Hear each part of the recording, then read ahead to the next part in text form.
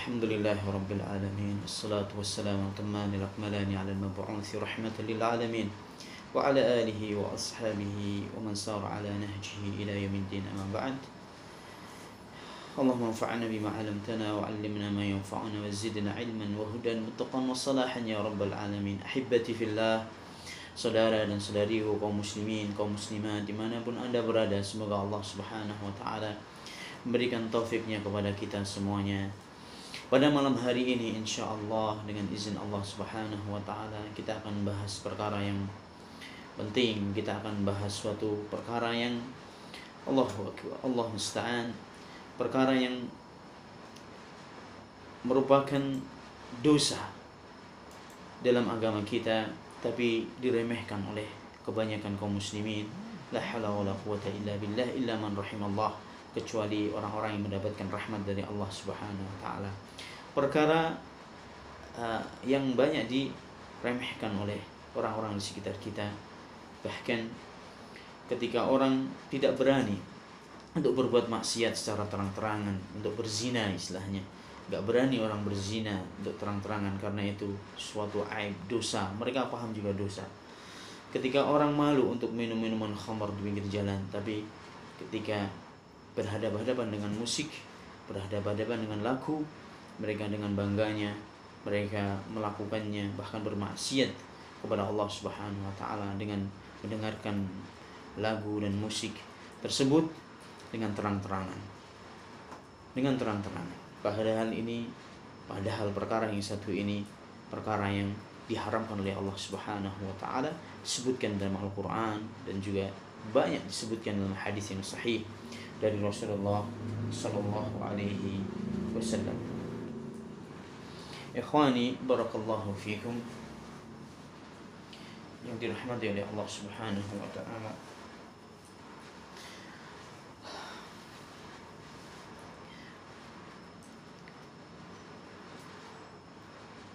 musik perkara yang disepakati oleh para ulama. Tidak ada perselisihan dari empat madhab, Abu Hanifah, Malik, Syafi'i, Ahmad bin Hanbal rahimahullah ta'ala.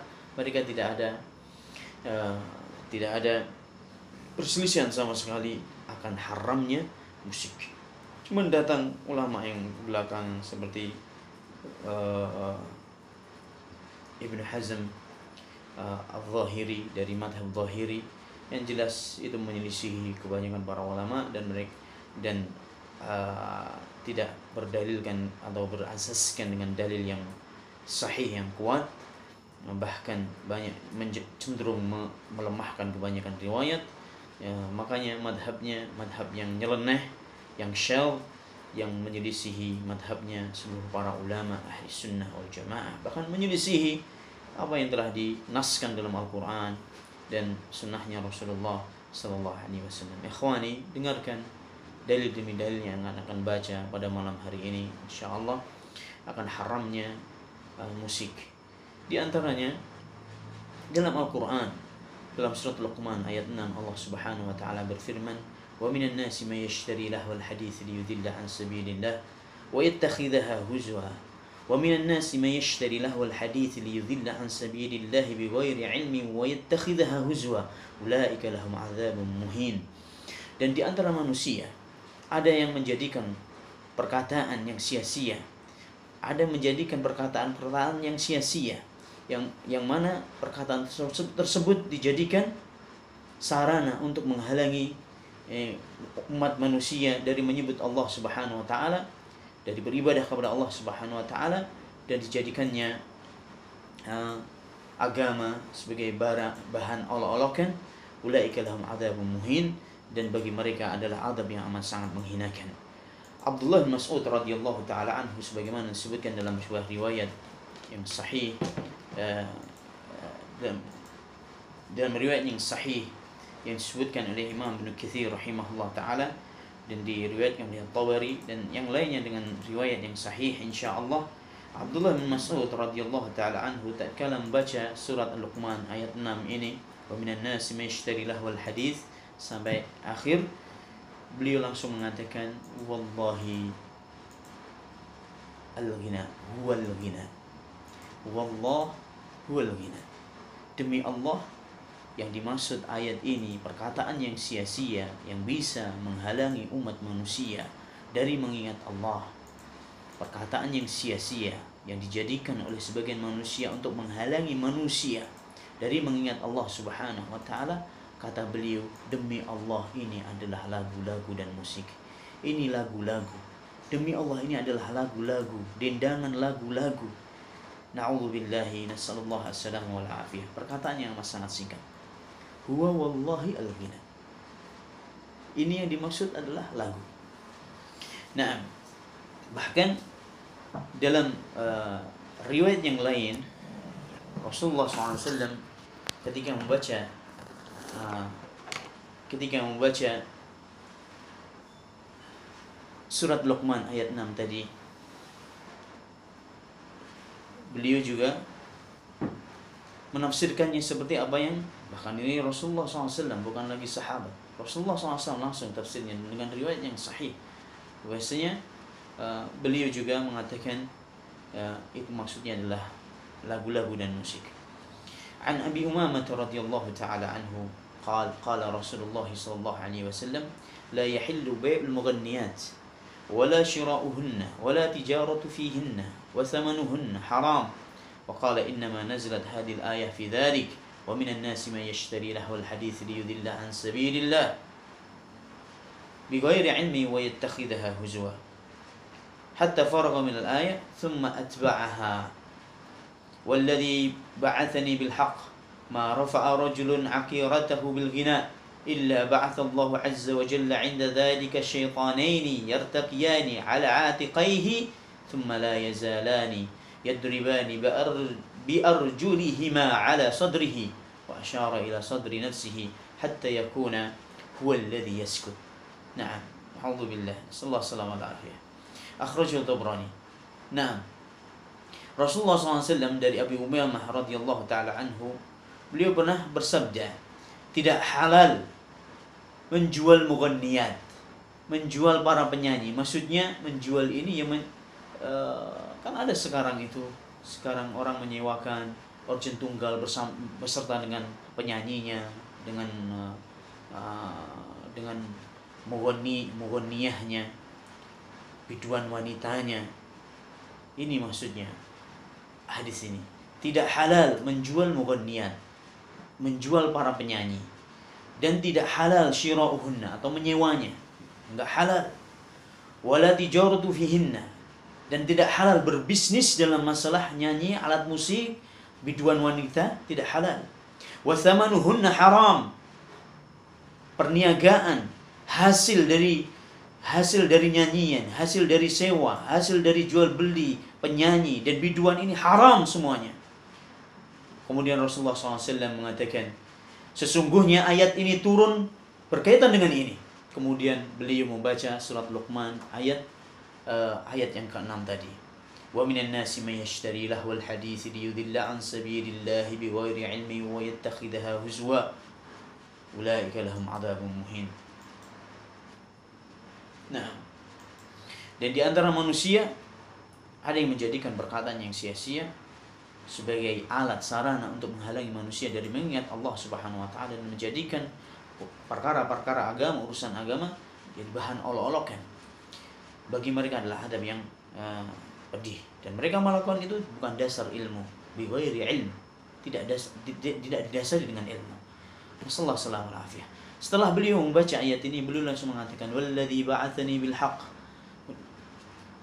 demi jiwaku yang ada di tangannya Allah, demi jiwaku, demi Allah yang telah mengutusku dengan kebenaran, kata Rasulullah SAW, tidaklah seorang itu mengangkat suaranya dengan nyanyian, tidaklah seorang itu mengangkat suaranya dengan nyanyian, kecuali Allah akan turunkan, akan utus kepada orang tersebut dua setan. Kemudian dua setan itu naik di pundaknya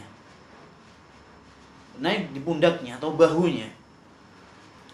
Kemudian setan itu terus sambil menggoyangkan kakinya, menggoyangkan kakinya dan memukul-mukul dada orang tersebut dengan kaki setan tersebut. Setan yaitu memukul di dada si penyanyi tersebut dengan kakinya.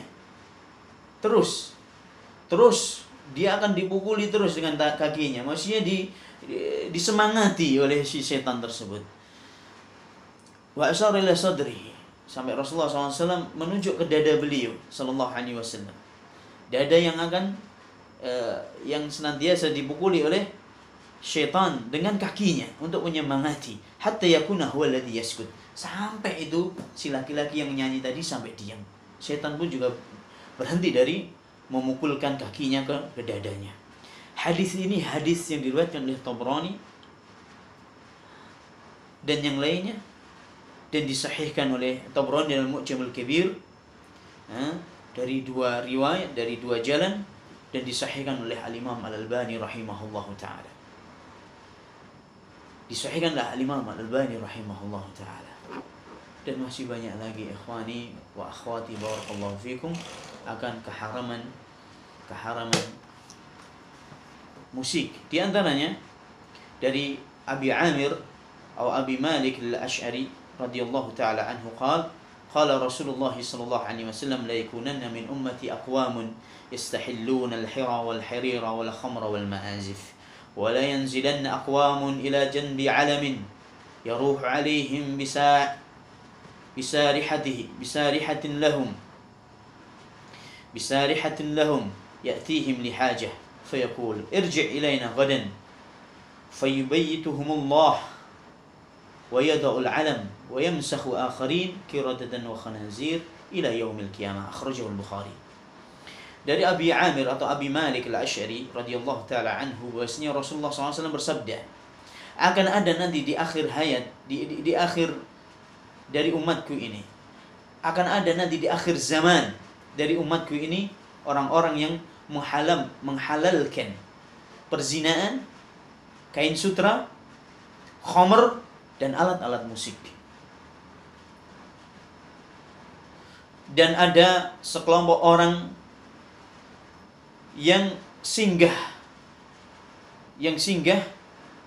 di bawah gunung. Maksudnya singgah untuk mungkin bermalam atau berteduh di bawah gunung. Dan mereka pun datang ke situ bersama dengan binatang ternaknya.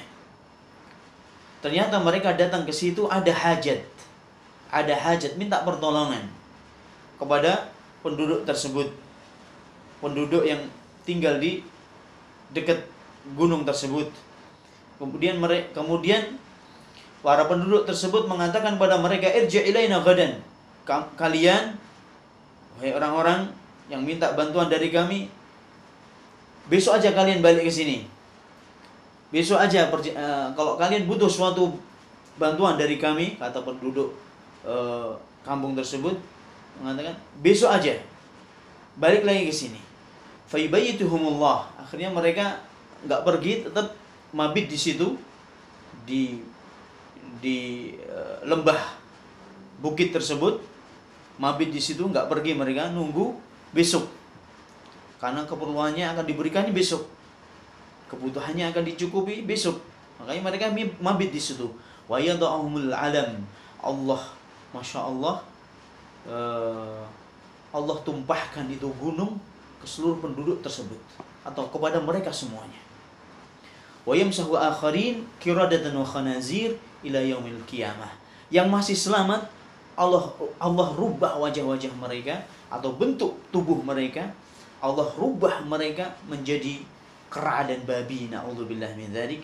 Satu dibinasakan, dihancurkan oleh Allah Subhanahu wa taala, dibinasakan oleh Allah Subhanahu wa taala dengan ditaruhkannya atau dilemparkannya gunung kepada mereka sehingga mereka tertanam di dalam tanah. Dan yang masih selamat Allah kutuk mereka, Allah jadikan binatang yang paling yang menjijikkan, yaitu kera dan babi sampai hari kiamat. Jadi nggak berubah lagi sudah bentuknya, sampai jadi kera dan babi sampai hari kiamat. Dan ini dibenarkan lagi dalam hadis yang sahih dari Rasulullah SAW. Dan saya cukupkan dengan 3 hadis ini. Hadis yang lain dari Imran bin Husain radhiyallahu ta'ala anhu qala Rasulullah sallallahu alaihi wasallam yakunu fi ummati qadhafun wa maskhun khasfun Kata Rasulullah SAW, akan terjadi di umatku nanti qadfun, dilempari batu dari langit. Akan terjadi di umatku ini sebuah kejadian, Allah kirim batu dari langit. Wa maskhun, dirubahnya bentuk wajah, atau dirubahnya bentuk-bentuk manusia menjadi binatang yang amat sangat buruk tadi, yaitu kera dan babi. Maskhun wa khasfun, dan akan terjadi ditenggelamkannya manusia dan apa yang ada di muka bumi ke dalam perut bumi, alias yakni gempa bumi, terbelahnya bumi, kemudian apa yang di atas bumi masuk ke dalamnya. Akan terjadi tiga peristiwa yang amat sangat dahsyat. Peristiwa yang amat sangat dahsyat. Yang pertama, terjadi petaka Allah menurunkan azabnya yang berupa batu dari langit. Allah turunkan batu dari langit. Kedua, Allah rubah bentuk-bentuk wajah manusia, bahkan seluruhnya bisa jadi. Nah, wajah-wajah manusia dirubahnya bentuk. Yang terakhir, yang ketiga, Allah tenggelamkan ke dalam perut bumi dari apa yang ada di muka bumi, dari manusia, binatang, tumbuh-tumbuhan, dan bahkan rumah-rumah. Allah tenggelamkan ke dalam perut bumi. Ketika sahabat mendengar hadis ini, langsung bertanya, "Ya Rasulullah, mata dzalika?" Ya Rasulullah, kapan itu terjadi? Tiga peristiwa dahsyat, azab yang amat sangat menakutkan ini. Rasulullah SAW menjawab, "Qal, idza dhaharatil ma'azif wa kasratil qiyam wa shirbatil khumur." Akhrajahu Tirmidzi wa Ibnu Abi Dunya wa Sahih Al-Albani. Beliau menjawab, apabila sudah tampak, marak, kelihatan terang-terangan, marak namanya alat musik, marak dan banyak kasratil qiyam, banyak para biduan-biduan wanita. Wa syuribatil khumur, dan diminumnya, diteguknya khamr. Na'udzubillah min dzalik. Hadisnya sahih riwayatnya Tirmidzi dan Ibnu Abi Dunya fi Dzammil Malahi, dia riwayatkannya dan disahihkan oleh Imam Al-Albani rahimahullah taala. Hadisnya sahih. Ya ikhwan, kalau ana sebutkan di sini ada puluhan. Ada puluhan, bahkan Ibnu Al-Qayyim menyebutkan ada 10 hadis dari Rasulullah SAW, dan kebanyakan hadisnya sahih yang disebut oleh Imam Al-Albani dalam kitabnya Tahrim Mu'alat At-Tarb. Beliau sebutkan 7 hadis. Dari 10 itu Imam Al-Albani sebutkan 7 hadis, dan hadisnya sahih. Yang disebutkan oleh Syekh Albani dari 10 ini cuma 7, dan 7 ini hadisnya sahih. Dan cuma baca 3 atau 4.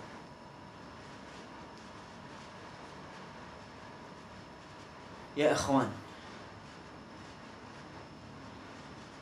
perlu kita pahami bahwasanya tidak mungkin musibah itu datang tanpa ada sebab. Pasti ada sebabnya. Tidak mungkin.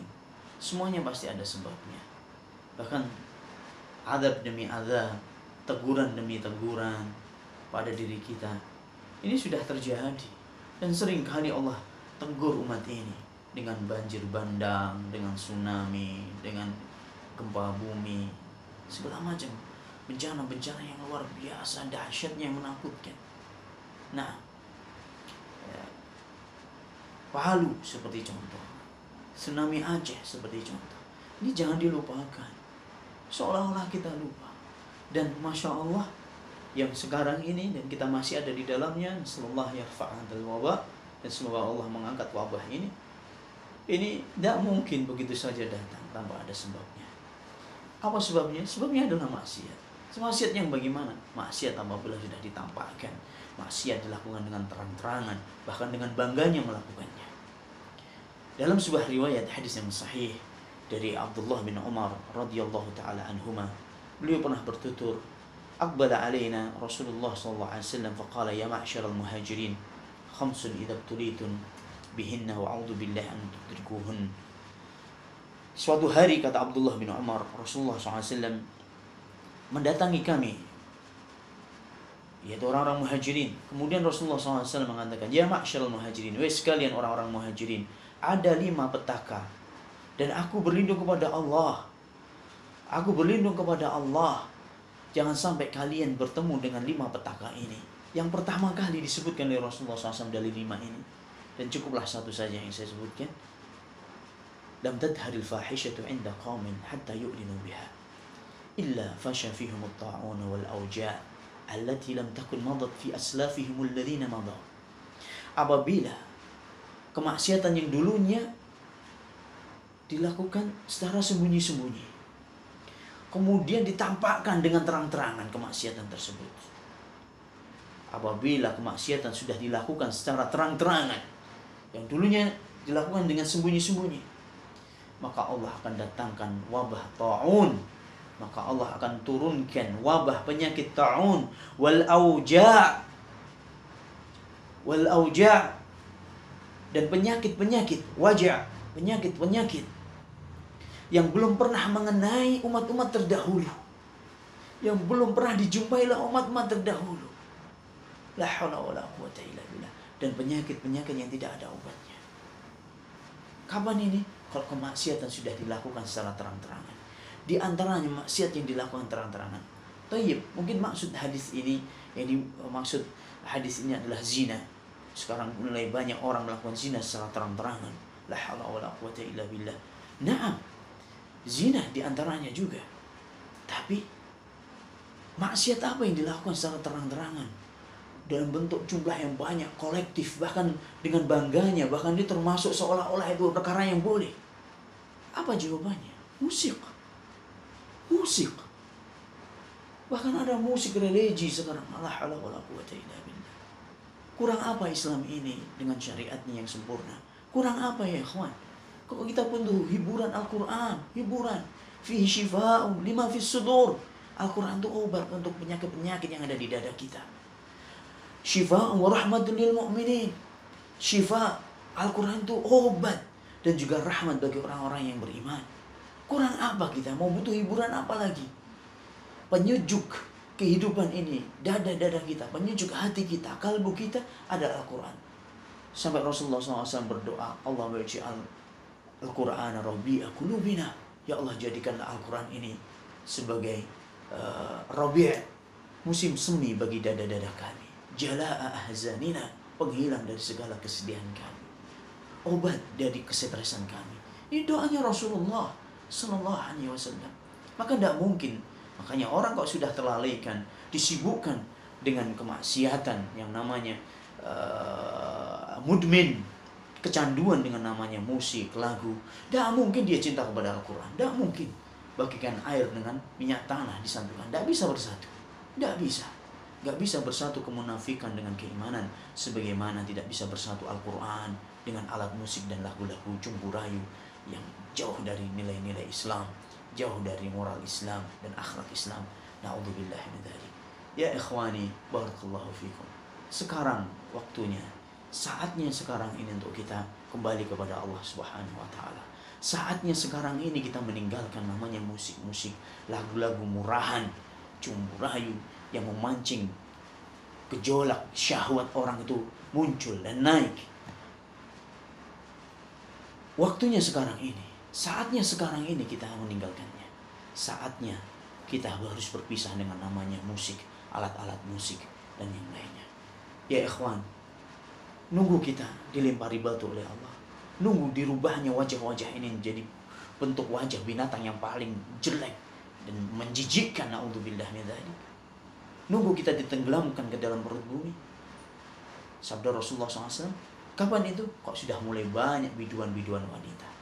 Kapan ini kok bukan sekarang ini? Bahkan anehnya, para biduan-biduan wanita, para selebriti, katanya bintang film, bahkan musisi, itu jadi idolanya sebagian remaja kaum muslimin, bahkan kebanyakan remaja kaum muslimin dan juga kaum muslimat yang tertipu. La haula wala quwata illa billah. Loyalitasnya, cintanya kepada mereka. Na'udzubillah min dzalik. Ya saudaraku, takutlah kalian kepada Allah. Kembalilah kepada Allah, kembalilah kepada syariatnya Rasulullah sallallahu alaihi wasallam. Al-mar'u ma'a man ahabba. Jangan sampai Anda dibangkitkan dengan mereka nanti di hari kiamat. Karena orang itu bersama orang-orang yang dicintainya. Siapa yang dia cintai, siapa yang menjadi idolanya di muka bumi, itulah akan digabungkan sama mereka. Sehingga kalau orang cintanya kepada Rasulullah SAW, kepada Abu Bakar, kepada Umar, kepada Uthman, kepada Ali radhiyallahu taala anhum, dan juga seluruh sahabat yang lainnya, maka insya Allah sampai memperjuangkan sunnahnya Rasulullah SAW, meneruskan estafet perjuangan dakwahnya para sahabat radhiyallahu taala anhum, insya Allah akan dikumpulkan bersama mereka, dibangkitkan bersama mereka, bersua, Masya Allah, minum dari telaganya Rasulullah SAW bersama mereka, biidnillahi ta'ala, dengan izin Allah Subhanahu wa ta'ala. Ada sebuah riwayat dari Anas bin Malik, ada wasnya, ya Rasulullah, ada Anas bin Malik bertanya, al-mar'u yuhibbul qawma wa lam yalhaq bihim. Ya Rasulullah, seorang mencintai seorang kaum tapi tidak bisa beramal seperti mereka. Dijawab oleh Rasulullah SAW, al-mar'u ma'aman habbah. Seorang itu akan dikumpulkan bersama siapa yang dia cintai. Tolong direnungi. Al-mar'u ma'aman ahabba. Orang itu akan dikumpulkan oleh Allah Subhanahu wa ta'ala nanti di hari kiamat dengan orang-orang yang dia cintai. Kalau dia luapan hatinya pada biduan-biduan wanita, manusia-manusia yang berakhlak buruk, yang banyak menyebarkan kerusakan di muka bumi, na'udzubillah min dzalik, Anda rela dikumpulkan bersama mereka nanti, kira-kira dikumpulkan di neraka atau di surga? Kalau perbuatannya seperti itu, terlaknat. Masya Allah, ancaman demi ancaman yang sudah kita baca dari dalam hadis sahih dari Rasulullah SAW. Bahkan tafsirannya Rasulullah SAW sebelum para sahabat, tafsirannya Rasulullah SAW langsung dari surat As-Sajdah tadi, hendaknya jadi perenungan buat kita. Na'udzubillah min dzalik. Musik itu cenderungnya mau cocoknya dengan syaitan, dekatnya dengan syaitan. Jelas tadi, orang yang mengangkat suaranya dengan mendendangkan lagu, apapun lagu-lagu yang cumbu rayu, lagu-lagu yang tidak berakhlak, yang membangkitkan nafsu birahi seorang, yang di dalamnya ada cumbu rayu, kenistaan, mendorong orang untuk berbuat dosa dan zina, akan didatangkan setan kepadanya. Dan setannya jingkrak-jingkrak di atas punggungnya sambil memukulkan ke dadanya. Yuk terus sampai dia diam. Kok diam ya, dia juga ikut diam. Seperti ini ternyata musisi itu. Ternyata musisi itu seperti ini yang akan mendapatkan ganjaran dari Allah Subhanahu wa ta'ala. Belum dosa, belum catatan dosa. Jelas kok dosanya, jelas. Itu perkara yang lain. Makanya musik, lagu-lagu, para musisi-musisi ini memang dekatnya dengan syaitan. Dekatnya dengan syaitan.